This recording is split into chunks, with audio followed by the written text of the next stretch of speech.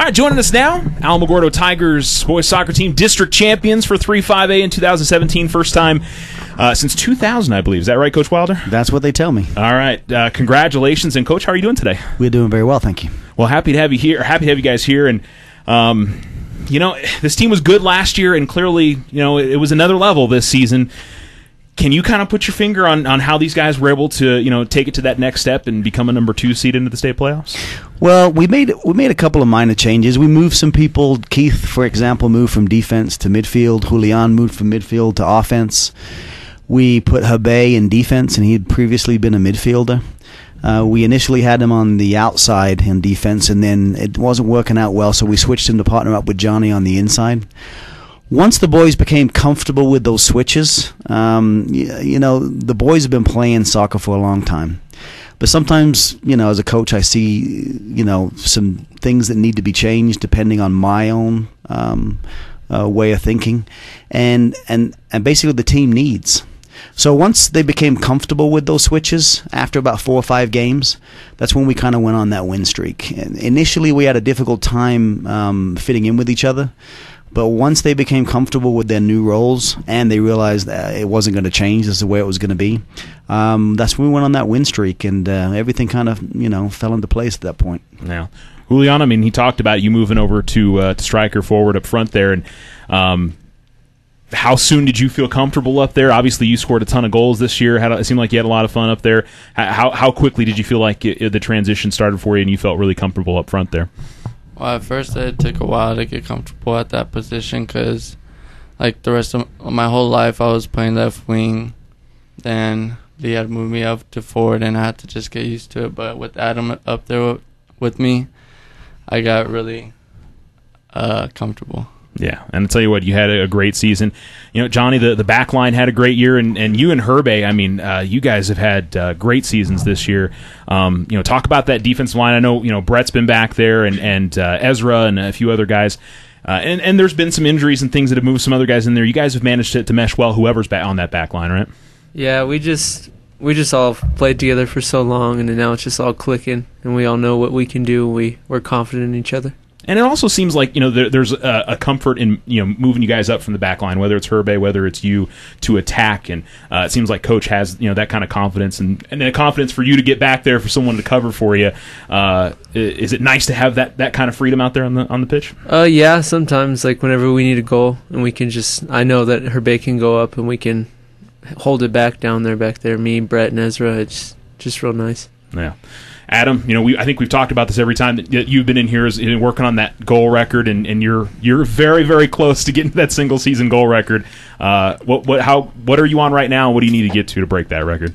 I'm not going to focus on breaking the record going into state. I'm just going to focus on bringing that trophy home, and while I'm there, I'm hoping I can get that. Yeah, the goals are the most important thing for the team. Yeah. Yeah, absolutely. Keith, Coach talked about it as well. You kind of switching around your position, and man, you're kind of a man all about the field when we see out there. How was that to play mid the entire season? And, obviously you'd have to be important to both the offense and the defense all season long.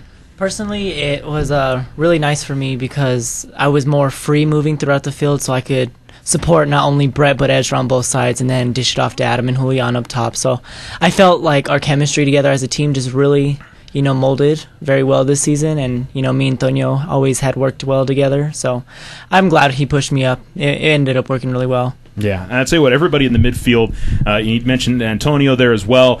Junior had a great season too, and we can go down the line. It seemed like everybody in that starting 11. Diego, boy, how many big saves he made throughout the season. I don't know if he gets talked about enough and all of that because maybe it doesn't show up in the stat line. But Coach, it just seems like when you talk about it being a team effort, it really was a team effort for this entire group this year. Sure, and Diego, amazingly enough, we've had 5 penalty kicks called on us this year.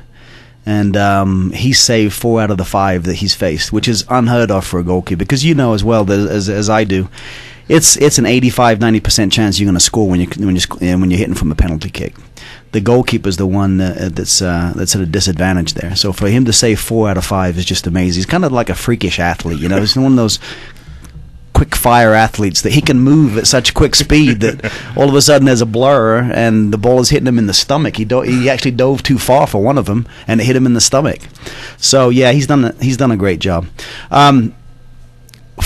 These 4 guys sitting here, because they did such a great job, all made first team all district. Antonio Silva couldn't make it to this interview, unfortunately. He had a prior engagement that he had to go to. Also was first team all district. And then we got 4 players on the second team all district: Diego, who we spoke about; Junior, who you spoke about; Lucas, and Herbe. Yeah. And you were talking about switching out the lineups and pushing people up. Throughout the year, we've had guys do what we call in the soccer term, park the bus on us. Because we got these 2 guys up front that scored 40, almost 50 goals between them, you can imagine coaches are taking those types of actions to prevent that from happening. So they'll play with 5 and 6 guys in the back, and those guys don't come up past half. It's very difficult for them to score on us, but it makes it very difficult for us to score on them. So on occasion, what we've done is we'll play with 3 in the back and push Herbe up front, knowing that Johnny can hold it back in the front. He's our insurance policy back there. He's so fast that if they get a breakaway, I'm confident that he can catch it up, slow down that breakaway so we can get people back to go ahead and assist us on that. So we'll push an extra guy up front and play a 3-4-3. So we've basically got 7 offensive or midfielder players pushing up and pressuring their 5. When we do that, we then can score some goals. And once we've scored those goals, we then pull Herbe back and play our regular game. It forces them to then come out of that shell, because if they want to win the game, they've now got to score goals. Yep. So it forces them to come out of that shell and start pushing players forward. Once that happens, more often than not, we score more goals, because now Adam and Juliana got one-on-one situations, and we know as well as anybody that if they got a one-on-one situation, that's basically open for us. Yeah. So we've made those changes, and it's worked out well, which is why Herbe's got 8 goals as a defender, because oftentimes he's pushed up and grabbed those goals for us when we've made that switch. So yeah, it's been impressive what the entire team has been able to do this year. I guess now the question is, I mean, you guys have had a great regular season. You won district. You got that thing checked off your list. Now you go to state. Do you just try to preach more of the same to these guys and say just keep playing the way you have been, or does the intensity ratchet up a little bit with state coming up next week? I think we try to keep everything exactly the same as what we've been doing. I don't try and do anything different in practice, especially this couple of weeks. I've been trying to keep everything light. We had some injuries we had to kind of nurse. We had a couple of players that were ill. So we're just going out there, practicing nice and light, keeping these guys fresh, because come Thursday, I want them to be rested up and be able to play well. This is a whole different ball game. No ties. Someone's going home and someone's moving on. So there is no next week. I'm really proud of these guys. We've checked off a lot of things off our list. We wanted to have a better record this year. We played 20 games and only lost 3, winning 15 and tying 2 of them. These guys will tell you, man, the 3 that we lost, 2 of them we'd love to have back, because we definitely were the better team. It's just that we couldn't score early on. So we checked that off. District champions, we checked that off. We wanted to do that without losing a game. We did that, but we wanted to win all 6. We ended up winning 5 and tying 1. So we checked that off of our list. And then the final thing we wanted to do was make sure we finished in the top 4 to get a bye, so we didn't have to have a playing game like we did last year, and we went ahead and checked that off the list. The boys have already had a great season. Adam's being modest about his goal-scoring record. He's got 34. He needs 36 for the record. I'm hoping we can squeeze that in, especially if we can move on past that first game. He's going to have a lot more opportunities to go ahead and do that. So, yeah, we checked a lot of things off our list this year. The boys have done an exemplary job. I couldn't have asked anything more. As a matter of fact, sitting here early on in the season, some of the things we discussed in that first radio show, I think we went ahead and accomplished them all. We've just got one thing left, and it's up to these boys now to go ahead and take care of that. Absolutely. Keith, how much playing in the state tournament last year you think is going to help you guys out? Because you had that experience, you played at home, but you also got to play academy up in Albuquerque. What do you take away from that to kind of apply to going to the state tournament this year? Not only is it that we know we can compete with those bigger teams, but now that we've proven ourselves to be one of the top 4 teams, and now we're the team that wants to be beat. So now when we go up there, we know everybody's going to want to try to beat us, but I know together that we'll be able to overcome that diversity and be able to win and get in the state championship. Yeah, Adam, I mean, it's kind of a different experience. I mean, Alamo's been trying to recover as a soccer program, it seems, for a few years, and now you guys are one of the best in the state. I don't think there's any way to really argue that point. does it feel any different playing from that position? I mean, the way that you guys maybe treat a game that, as Keith said, that you guys are kind of got more of a target on your chest than previously? I think we're one of the best in the state, and I think we can take it. But like he said, we're just gonna have to work hard and try it in state. All right, Johnny. I mean, the experience. What is it? How is it different playing at state maybe compared to the regular season? Does it feel that much different, or as Coach said, just try to focus on what you guys normally do in any other game? Well, I think we should just come out just playing like how we've been playing all season long. I think if we do that, then we can compete with anyone. Yeah. I think that we can give any team a run for their money, and we should. And it also seems, Julian, the goal scoring obviously comes at much more of a premium in some of these close games because, most importantly, everybody's good that you when you play them up at this point in the state. So obviously it becomes that much more critical to take advantage of those opportunities when you get them. I mean, how crucial is it to obviously make sure that you cash in on when you get those chances and goal scoring opportunities? Well, when we go to state, we're just gonna have to. When we're up there, we get the balls and we have the chance to make a goal. We're just going to have to finish so we could get a win. Yeah. All right. Well, we'll definitely see what happens there. And I know, Coach, probably no preference on who you guys get. I mean, you'll see Chaparral for a third time possibly or Los Lunas for a second time this year. Is it good that you're at least familiar with who that next opponent could be? Well, it makes it so I don't have to watch no film at night to try and figure out who we're playing. But I don't think it really matters to these boys. We've got a system that we know works. We've got players that we know can play that system and have been successful against it. We've been successful against teams that are as good, if not better, than some of the teams we're going to see up there. We beat Hobbs, who's ranked in the top 10 in 6A here, 4-0. We tied against Mayfield, but we really should have won that game because we were up 2-0. So we've played some really big teams that are going to be in the 6A tournament, and we know that those teams are as good as anyone that we're going to see. As for being nervous, the only person sitting at this table gets nervous before games is me. I can tell you right now, when I talk to these boys, they're like, no, don't worry about it, Coach, it's a W. They don't get nervous. They just go out there and play the game. So all we got to do is put these boys in the position, and then it's time to go out there and do it. Now, that's not a guarantee. Lots of things can happen on a football pitch. Things can bounce the wrong way. We could come up against a team that on that day could beat us, and I'll accept that as long as the boys play hard and do their best. Then whatever happens, we're proud of them either way. Yeah, I want to talk about this group in particular because it seems like we've been talking about this team, these guys all together for such a long time. Julian, what is it special playing with this group of guys and the fact that you're getting this opportunity with all these guys that you played with for many years? Is it maybe an added specialness to it, the fact that you're getting to have this opportunity with these guys? Yeah, it's a very special opportunity right now. I've been playing with these players for a long time. Coach Rudy and Lee Wilder has been they've been showing us how to play soccer for our whole life, and we just been doing good at it. And yeah, together as a group, you guys have really been working hard for a while. I got you. Yes, sir. Yeah, Johnny. Talk about playing with these guys and maybe what makes the chemistry special among this group of players, because clearly you guys got a good relationship. You have fun with each other. It seems like it stays pretty loose among the team, right? Yeah, it's just we've been together for so long. Like ever since we were little kids, we've just grown up and seen how we've all played together, and it's just all finally coming down to the final product, and we're now finally executing it. Yeah, and it also seems, Adam, communication. You guys obviously talk really well out there on the pitch, and being comfortable with each other, that I would think has to make a big difference in the fact that you guys are friends and you get along on and off the playing field. Yeah, being friends for so long has really made it easier, but communication is key on the pitch, and if we can do that, then we can do anything.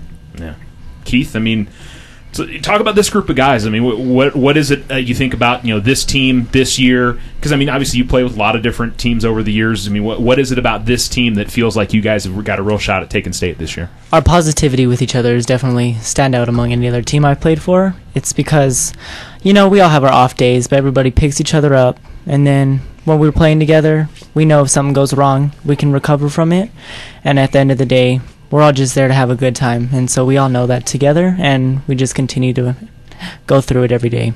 Coach, I mean, spending a full season as the varsity soccer coach, I mean, I'm sure you've obviously known these kids forever, being around youth soccer here in our community, but what impression have they made on you, this team has made on you as a coach? Because, I mean, I'm sure every team is different, every team has a special place for you. They're a lot of fun to be around. These kids have a lot of fun. We have a lot of fun collectively. So it's made it very easy for me. Each and every single one of them is coachable. When I make a suggestion or tell them something to do, they incorporate it into their own game plan. They know that I know what I'm talking about. So when I make a suggestion, even though it doesn't make sense, I think if they, when they go out there and put it actually on the field, and it makes a difference, so they're comfortable with me and I'm comfortable with them. The biggest thing that I've done this season is just manage instead of coach. Coaching is teaching somebody how to play. These players didn't need that. They already knew. So it's just a matter of managing their personalities and managing their talents and putting them in the right place to be successful. We did a good job at that, and then they took care of the rest. Really, it was just a matter of putting them out on the field, telling them, hey, listen, this is what we're going to do, and if this happens, this is what we're going to do. And then the boys just went out there and did it. I mean, very, very, very, very, very rarely did I have to make major changes during a game.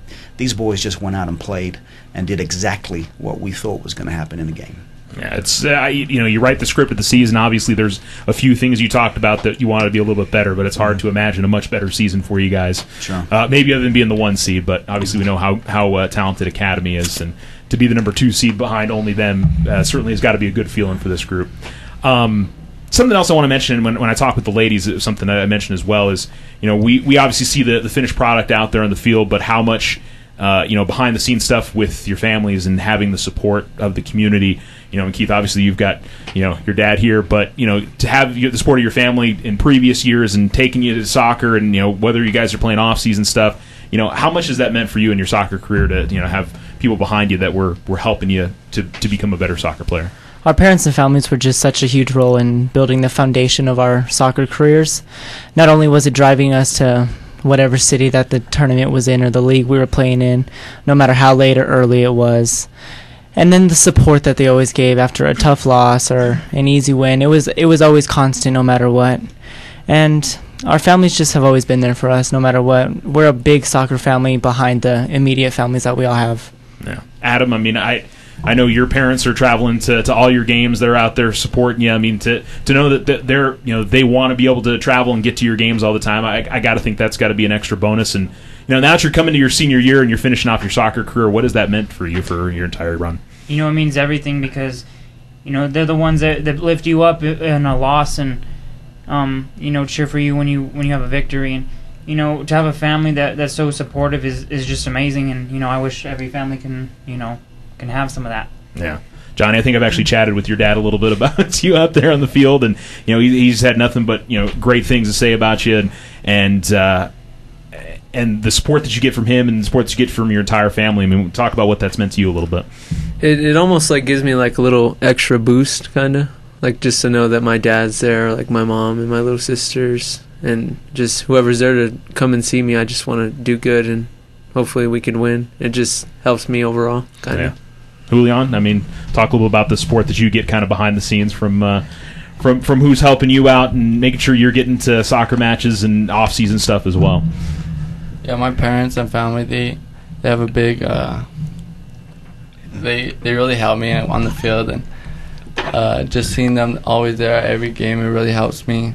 I always try to do the best for them because I know they've been there for my whole life, and I always try to do the best for them. Yeah, absolutely. Coach, I mean, from that aspect and also the community support, the community support, your guys' attendance at soccer games has been fantastic this year. I mean, those stands seem like they've been full every year. I mean, for you seeing that as a coach, to see the community supporting these kids, I mean, what has that meant for you? Well, it's great, and you're right. We have had some great attendance. It's nice to drive around town and see the signs where they're congratulating us and everything.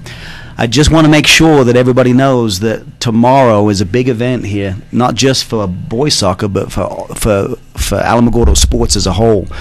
The girls have a home state game against Valencia here at 1 o'clock. So if everybody can come out at 1, all the boys are going to be there. The boys are going to be escorting the girls out onto the field. Awesome. So everybody come out and support the Alamogordo Tigers, because tomorrow's a huge event for Alamogordo soccer. We had a home game last year for the boys. We got one this year for the girls. It's going to be a huge event, so please come out and support them, because they're going to need all the help they can get. Absolutely. It's going to be fun. You guys are going to be in the homecoming parade, which is coming up a little bit later on this afternoon. And all the homecoming. And we should mention as well the Pozole dinner tonight, too. That's going to be over at the Alamogordo High School cafeteria from 5 to 7 o'clock tonight. The big fundraiser, obviously, for Alamogordo soccer. And it really feels like both the girls and the boys soccer team, you guys are one big community. It certainly feels like there's a lot of cooperation between you and Coach Barbosa as well. Well, we've known each other for years, coached for years. So, there are occasions when I've gone and asked him questions, hey, listen, this is what I'm thinking about doing, bouncing stuff off of him. We run very similar systems. We've got actually very similar talent. Even though the girls and the boys, well, obviously one's a girl and one's a boy, the talent that he has and the system that he runs, very similar to the system that we run. He's got two girls up front that score a lot of goals because they're fast and they're quick and they're better than everybody else they face. And his system is developed to get the ball to those two as often as possible, to get as many chances as possible, to make sure that they're a high-scoring offense. Ours is exactly the same way. Right. So, and I'll tell you what, it's going to be exciting to watch these teams, and we know we're going to be watching both of you come up next week at State, and it's going to be a lot of fun. Guys, congratulations on a great season. We hope it obviously continues. Coach, thanks for coming in. yes, sir. Thank you. Thank you.